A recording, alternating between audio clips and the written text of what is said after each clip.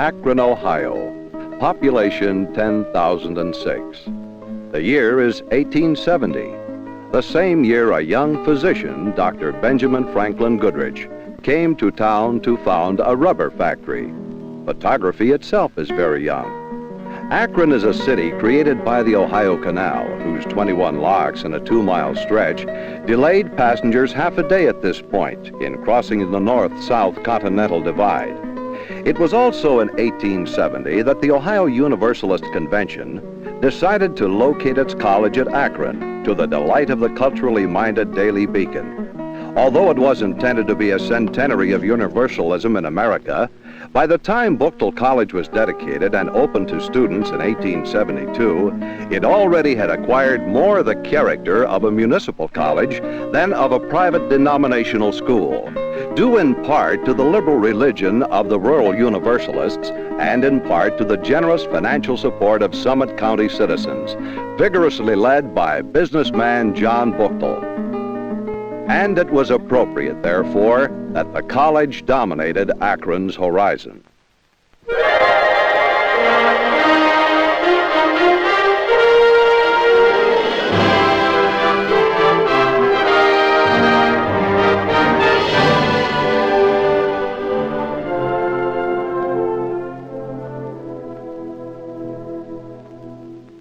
Built on the site of old Spicer Hill Cemetery, Brookdale College was a remarkable structure. This single, massive building, 240 feet long and 5 stories high, was a complex of men's and women's dormitories, lecture halls and classrooms, a chapel room, gymnasium, a dining hall, a natural history museum, and a library that was open to students 1 hour each week, so that its impressive Bierce collection might be admired. A student paid $30 a year for tuition, plus an additional $10 for room rent if he lived in Brookdale Hall. This rental charge, plus a forbidding $2.75 a week board bill, caused many students to live off campus, and the dormitories often went only partly filled. The early years were stormy. As a result of denominational tensions, the college had 3 presidents in its first 8 years. Brookdale's first president, Reverend Sullivan McAllister, a Universalist minister from New Hampshire, served until 1878, when he resigned in a dispute with the local Universalist congregation, to be succeeded by 37-year-old Reverend Everett Rexford, who resigned after only 2 years because of local criticism of one of his sermons. But the college matured during its 16 years under Dr. Aurelio Cohn, who introduced the elective system in 1882 and broadened the narrow curriculum not only to teach the classical fundamentals of Western civilization, but also to teach skills that would prepare students for the professions. The early faculty of 7 included the triumvirate of mathematician Elias Fraunfelder, a former captain in the Union armies, language professor Carl Colby, born in the German Empire and a Union bandmaster during the Civil War, and Professor Charles M. Knight, a physicist and chemist in charge of science instruction, who, with student help, built a laboratory in the basement of old Brookdale. But the really tenacious guiding spirit of those early years was unquestionably John R. Brookdale. The college was aptly named, for without John Brookdale, there would have been no college. An unlettered community leader and businessman whose Buckeye Mower Works were appropriately overshadowed by the college he helped build, Brookdale was not content with contributing his entire fortune of $500,000 to the college. He paternalistically dominated the board of trustees, personally selected presidents, and held together a sometimes dissident faculty, until his death in 1892, when he was mourned in a special edition of the Brookdaleite. John Brookdale and the college were truly inseparable. Those early years saw the first student publications. The first newspaper, the Brookdale Record, began in 1882 with a circulation of 54 students and 63 alumni. It became the Brookdale in 1889. The first annual, the Argo, became the Brookdale in 1882. And after a lapse of some years, the Telbook in 1911. Athletics began in earnest with the building of Krause Gym in 1888 and Brookdale Field in 1892. In 1893, Brookdale's first football team hired Coach John Heisman, after whom the Heisman Trophy was named. Student clubs were formed, including a photography club, an art club, and a woman's drill team whose drill weapons were brooms. The 80s also saw the birth of fraternities and sororities on campus. Most of these societies had to settle for a meeting room in Brookdale Hall, but this didn't deter the hijinks prior to initiation. Phi Delta Theta had rented an upstairs room in Schumacher's downtown, and the Lone Star fraternity was one of the first to have its own house. Supplementing his modest salary, the president now had the use of a president's house.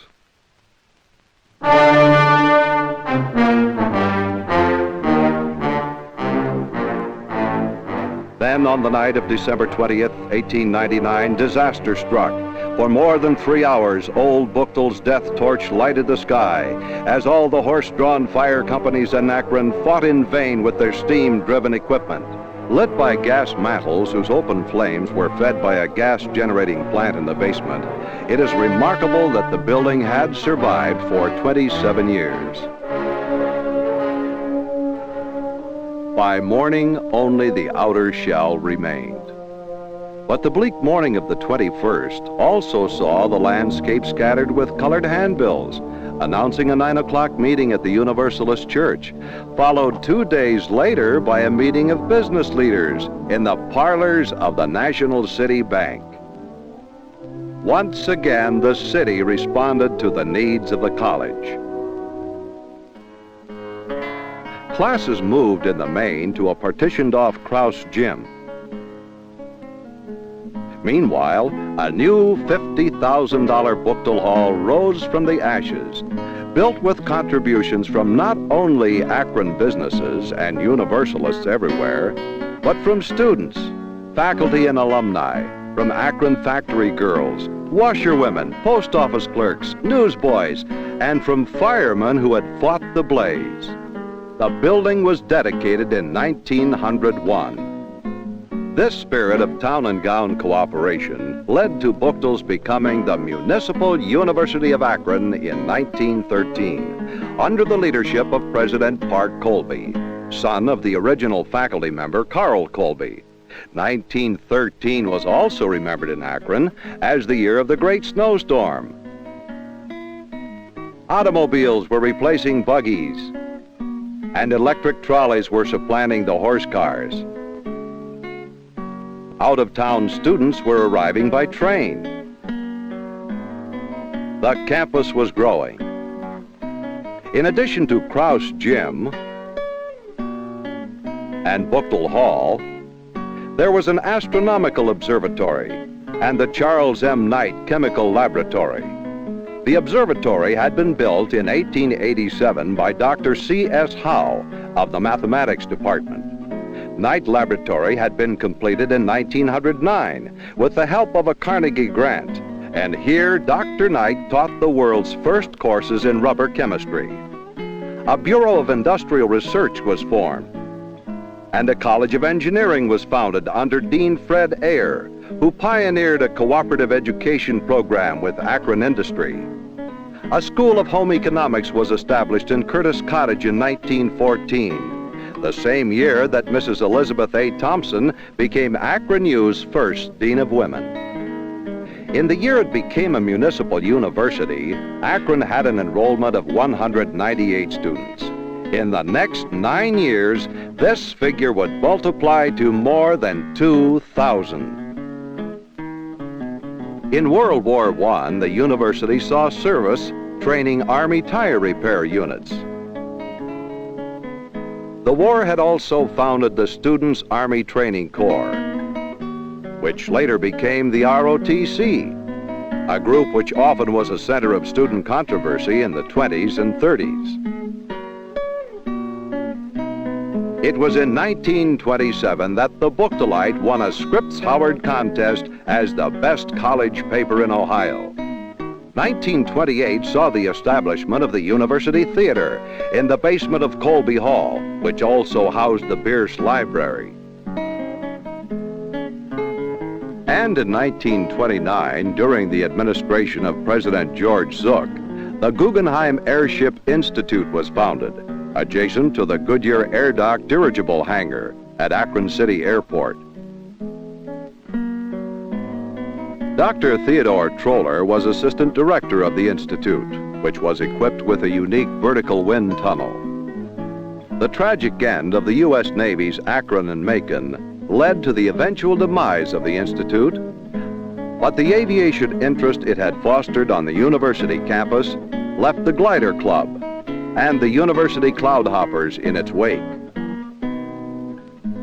During World War II, under an agreement with the War Production Board, the university operated a synthetic rubber pilot plant and research laboratory on Wilbeth Road. The plant is now a part of the Firestone Synthetic Rubber Company. During the war years, the university was under the administration of President Heselton Simmons, who was succeeded by Norman P. Auburn in 1951. It was under the leadership of Dr. Auburn that the university was to experience its greatest growth in both physical facilities and academic programs.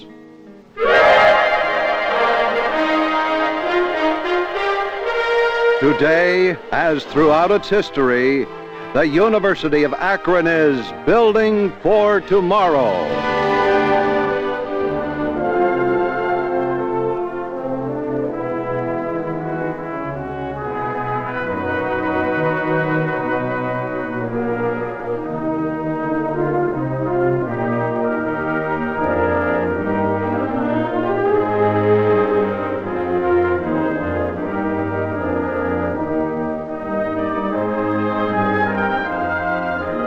A state university now since 1967, many prominent names from Akron's past and some from its dynamic present are honored in the names of its buildings. Brookdale Hall, today's administration building, is the only structure remaining from Brookdale College days. Simmons Hall is now one of the older buildings. Formerly located in Simmons, the physics department has now moved to a refurbished Ayer Hall, adjacent to Knight Hall, in front of which stands the much-painted rock that was the class memorial of 1880. East of Knight is the College of Education, which turned out its first teachers in 1922. This building is across from Gardner Student Center, with its popular tiled courtyard. The Student Center was recently enlarged, displacing old Krause Gym. On the other side of Brookdale Hall is the College of Business Administration and the School of Law. The same building houses the C. Blake McDowell Law Library and the John S. Knight Auditorium. And east of this point is Colby Hall, home of the Instructional Television Center, radio station WAUP-FM, as well as the College of Liberal Arts and the University Theater.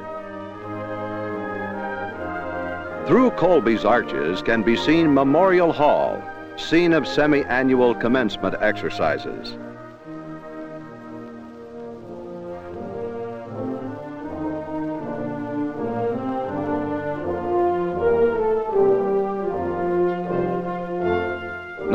'69's graduating classes of more than 2,000 students stand in overwhelming contrast to Brookdale's entire student body in the 1880s. At the other end of the campus is Harry P. Schrank Hall, whose sculptured walls house the Community and Technical College. To better serve the needs of area residents and industry, the C&T College operates day and night offering 2-year associate degrees, as well as Bachelor of Technology degrees in programs embracing 4 academic divisions. Adjacent to Schrank Hall is the Norman Paul Auburn Science and Engineering Center, whose TV-equipped lecture halls are the finest in the nation. Auburn Center is the home of the Institute of Polymer Science and the College of Engineering, as well as the departments of mathematics and biology. The facility has 3 tiers of parking decks below. These facilities accommodate many of the university's research projects, whose results are building for tomorrow a foundation of scientific and technological resources. Dr. Coleman Major, head of chemical engineering, is working on a space-oriented project. For man to be able to get to other planets, he will have to be capable of regenerating his own life support media. If we could, for example, recycle body fluids, instead of treating them as waste to be disposed of, we'd be doing on a small scale what happens naturally in our larger world. Botanist Walter Macior and several of his students are investigating the influence of environmental factors on the basic growth patterns of simple plants under a National Science Foundation grant.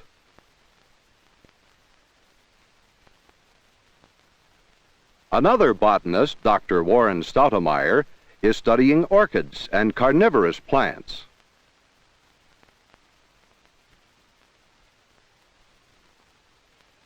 Under a grant from the National Institute of Dental Research, biologists Dale Jackson and Roger Keller have been investigating the adhesion systems barnacles use to attach themselves to host surfaces.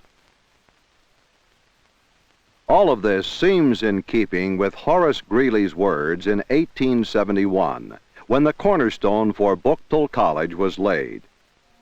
This, then, I apprehend, is the proper work of the college, to appreciate and measure and commend the gigantic strides which physical science is making in our day, yet not be swept away by them.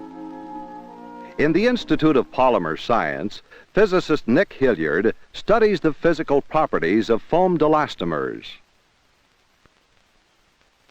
Mechanical engineer Eberhard Meinecke fabricates polymeric capillary tubes for use in artificial kidneys. And physical chemist Don McIntyre is working out a process for the desalinization of ocean water by osmosis through microscopically thin polymeric films. The principal rubber companies of the city have long had a synergistic relationship with the Institute since the days when it was the Bureau of Industrial Research under Dr. C.M. Knight. And over the years, these companies have been largely run by University of Akron alumni, men like Russell DeYoung, Lee Jackson, and John W. Thomas. Anticipating its burgeoning student enrollment, the university has been constructing new high-rise residence halls and adjacent dining facilities on the north edge of the campus, which now house over 1,300 students. These waves of expansion have largely washed out old student hangouts like Nippy's Nook. The Book Elite, known to several generations as Nick the Greeks, is now a part of the economics department, and Macedonian Nick Yanko has gone on to bigger things. Of the old list that included Terry's and the Akron U Confectionery, only Schroeder's remains. 22 fraternities and sororities now provide fellowship for university students. The Greek brothers and sisters may dress differently, but they haven't changed much since the resurgence of the societies at the turn of the century. That's Charlie Bulger in the center. Bulger was an undergraduate when the Lone Star Safaris to Young's Tavern's sample room were a legend in themselves. some of these fraternity brothers are reunited at today's annual Hilltoppers Tours. At these events, old grads and friends of the university gather to visit an area industry, tour the changing countryside, and mostly to talk to old friends.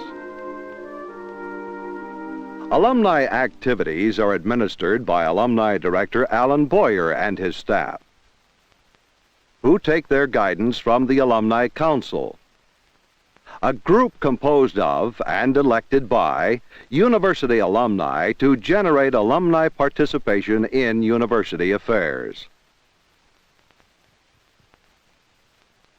Akron area alumni and their families host incoming freshmen each year at receptions given at their homes. With the help of many alumni, the city of Akron, too, is building for tomorrow. In the heart of town, the city is building a new Cascade Plaza. The new downtown library has opened its doors. And on Talmadge Avenue, Mayor John Ballard dedicated the long-awaited Bettis Corners Bridge. Drawing the Akron community and students alike to its sporting events is Lee Jackson Field, whose modern facilities contrast with the square-cornered track of old Brookdale Field.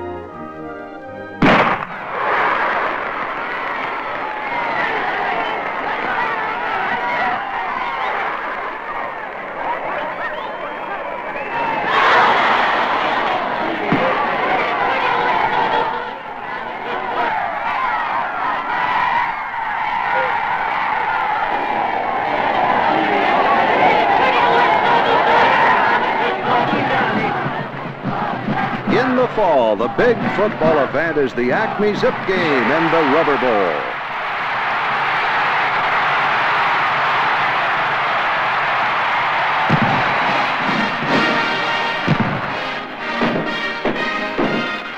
Some of the musicians in the university's marching band participate in the activities of the annual Fine Arts Festival. The 1969 festival included a performance of the Richard Rodgers musical, The Boys from Syracuse. The world premiere of a new ballet performed by the Chamber Ballet of the university's Dance Institute. And an art show featuring university artists.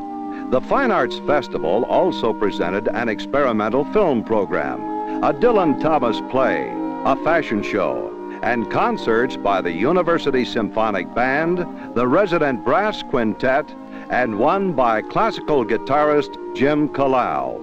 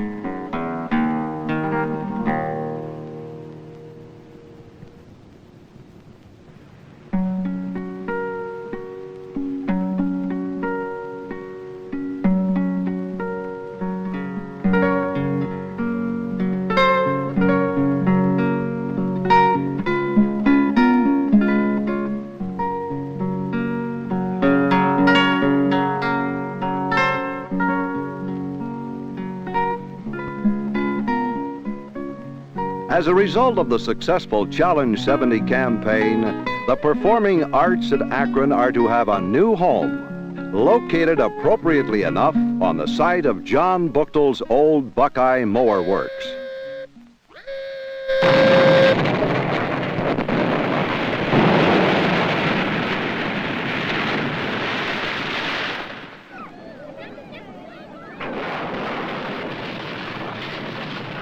Demolition of the Cotter Warehouse cleared the site for groundbreaking ceremonies in August of 1969. Attended by Governor James Rhodes, leaders of the Akron civic and industrial communities, and presided over by Board Chairman Harry Schrank and University President Norman P. Auburn. You know, Akron has been waiting for many years for a performing arts hall. The university has needed a suitable cultural facility for academic purposes for a long time. Today, happily, we break ground for the structure which will serve both the university and the community on a round-the-clock and around-the-calendar basis. Therefore, I think you'll agree with me, we can call this a memorable occasion. Edwin J. Thomas, for whom the hall is named, turned the first spadeful of earth, assisted by the governor, the mayor, and members of legislatures and the council. The Edwin J. Thomas Performing Arts Hall will stand as a lofty architectural monument to the unity between the city and the university.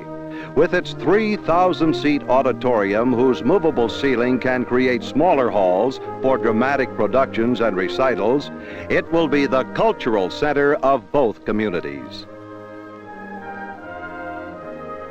Thomas Hall represents a milestone in the ambitious development plans of President Auburn and the University Board of Trustees. Plans that include an expanded residence hall complex and a tree-lined Brookdale Mall, leading to the ultimate University Park, extending the campus from Market Street to Exchange, from Broadway to the Expressway. 180 acres serving an enrollment of 25,000 students. An urban university, key to the future. In its academic and research programs, as in its physical expansion plans, truly the University of Akron is building for tomorrow.